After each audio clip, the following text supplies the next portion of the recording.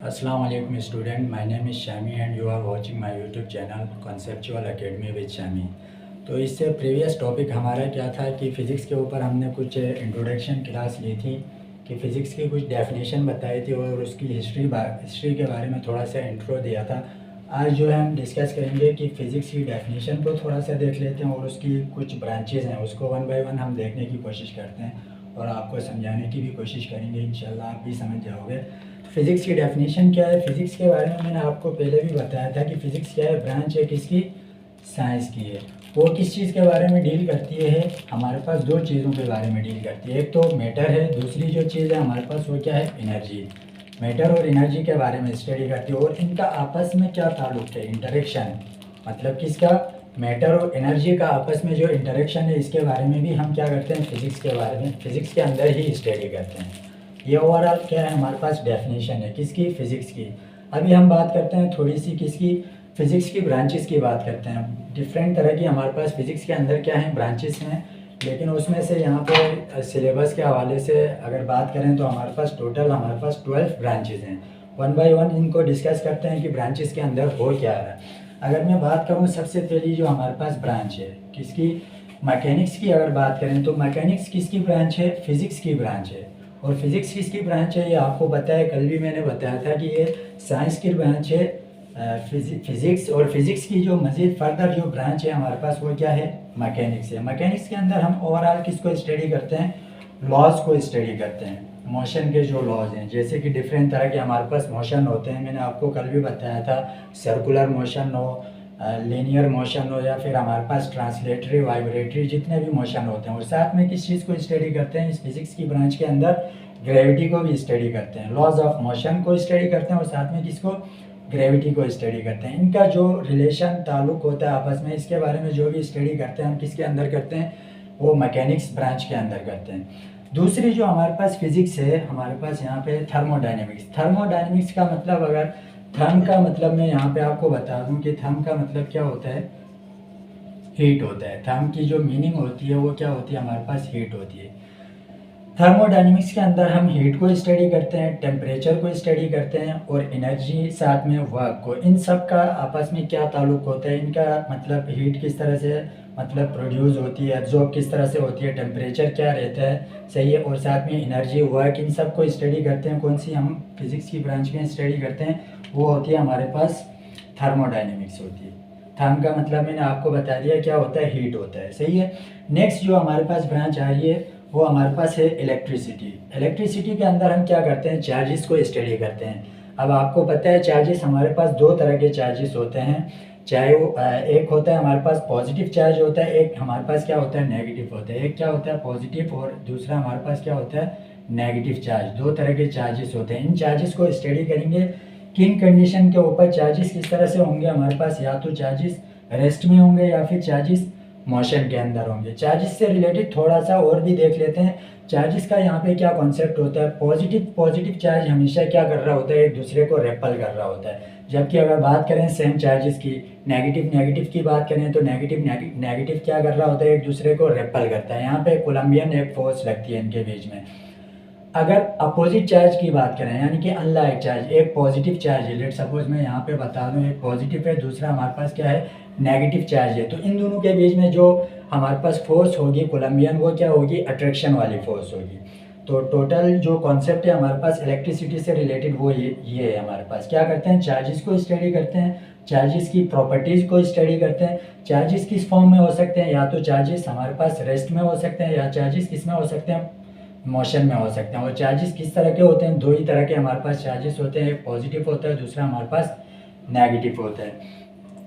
Next branch की अगर बात करें तो हम मैग्नेटिज्म की है। मैग्नेटिज्म के अंदर हम क्या कहते हैं, मैग्नेटिक प्रॉपर्टीज़ को स्टडी करते हैं। कोई भी ऑब्जेक्ट है, लेट सपोज अगर हम बात करें तो डिफरेंट तरह के ऑब्जेक्ट दुनिया में पाए जाते हैं, उन ऑब्जेक्ट की मैग्नेटिक प्रॉपर्टीज़। आपको पता है इलेक्ट्रिसिटी, जो इलेक्ट्रिक फील्ड होती है और मैग्नेटिक फील्ड होती है। मैग्नेटिक फील्ड कब प्रोड्यूस होती है, मैग्नेट के इर्द गिर्द जो फील्ड होती है उसको हम कहते हैं मैग्नेटिक फील्ड।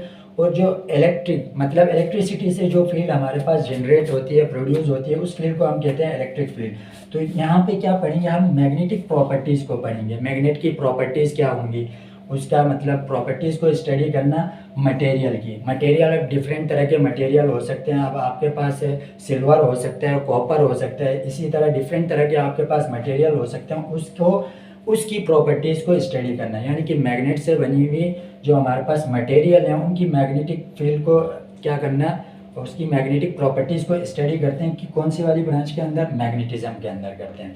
नेक्स्ट जो हमारे पास ब्रांच है वो ब्रांच हमारे पास है एटॉमिक फिजिक्स। एटॉमिक फिजिक्स की अगर बात करें तो एटॉमिक फिजिक्स सिंपली जो हमारे पास एटम होता है, एटम की कंपोजिशन है या फिर एटम का स्ट्रक्चर है या फिर एटम की प्रॉपर्टीज़ हैं, उनको स्टडी करते हैं हम ये वाली फिजिक्स की ब्रांच के अंदर, जो कि हमारे पास क्या होती है, हमारे पास होती है एटॉमिक फिजिक्स के नाम से। सही है।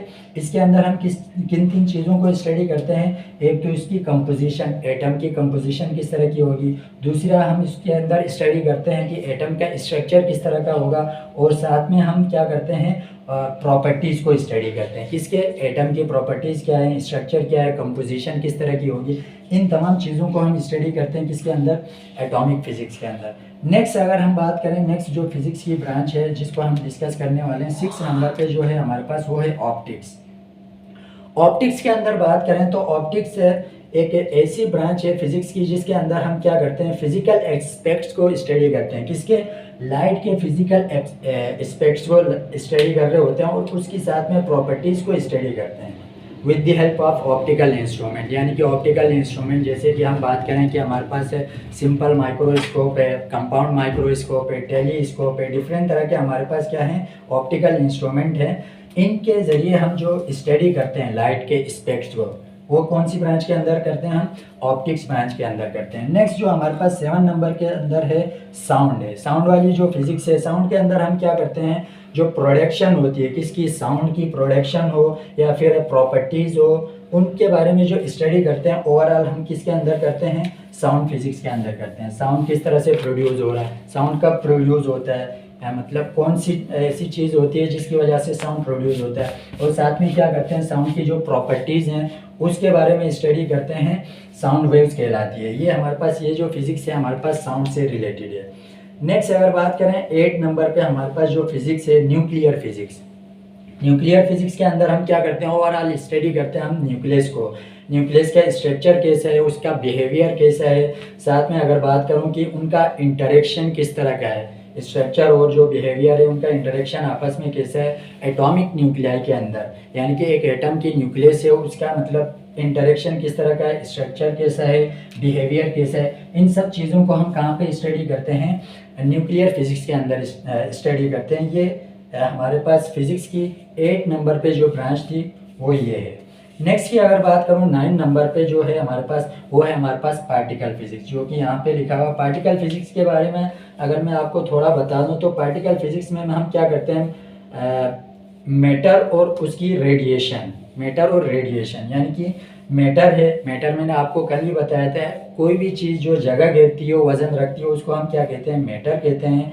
तो आपको पता है दुनिया की हर वो चीज़, यानी कि दुनिया के अंदर एग्जिस्ट करने वाली हर वो बॉडी या वो हर वो ऑब्जेक्ट क्या है, हमारे पास मैटर है। और साथ में रेडिएशन, यहाँ पे एक वर्ड यूज़ किया गया है, जैसे कि आप देख सकते हैं अब बल्ब में से क्या हो रही है, रेजिस निकल रही हैं, डिफरेंट तरह की रेज निकल के मेरी तरफ आ रही हैं, बोर्ड की तरफ आ रही हैं, तो इनकी रेडिएशन क्या होगी उसको स्टडी करते हैं, और आपस में इन दोनों का रिलेशन कैसा है, यानी कि इंटरेक्शन कैसा है, ताल्लुक कैसा है, किस किस का, मैटर और किसका, रेडिएशन का आपस में इंटरेक्शन क्या है, इस चीज़ को स्टडी करते हैं हम, जो पार्टिकल फिजिक्स है। नेक्स्ट हम चलते हैं आगे बोर्ड की तरफ। हमारा जो 10 नंबर पे जो फिजिक्स है, एस्ट्रोफिजिक्स।